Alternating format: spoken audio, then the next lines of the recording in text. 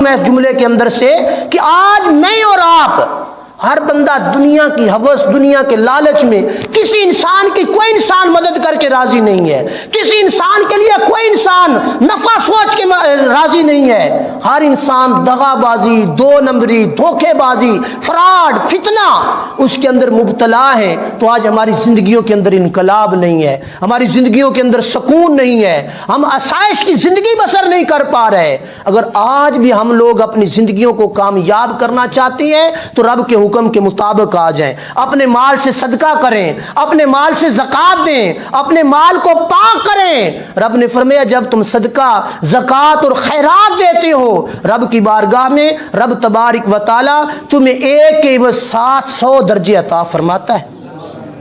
تو آج ہم لوگوں نے ان ساری چیزوں کو چھوڑ دیا۔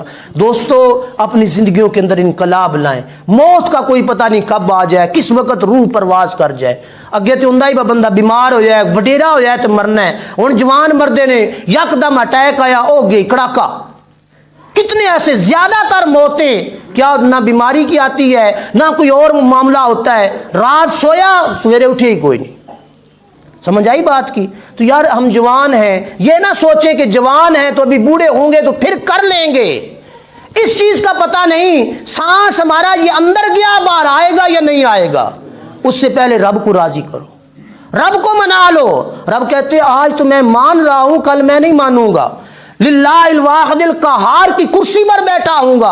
اس وقت لوگ پھر جل رہے ہوں گے، سڑ رہے ہوں گے۔ رب فرمائے گا لا ظلم اليوم، جس نے معافی مانگی سو مانگ لی۔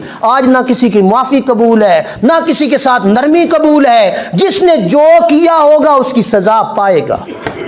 تو سزا دنیا کی سزا سے کئی گنا زیادہ سزا ہوگی۔ اللہ پاک ہمیں عمل کی توفیق عطا فرمائے، اپنی زندگیوں کو پاک کریں۔ اللہ پاک ہم سب کو حضور کی امت میں صحیح معنوں میں امتی ہونے کا شرف عطا فرمائے۔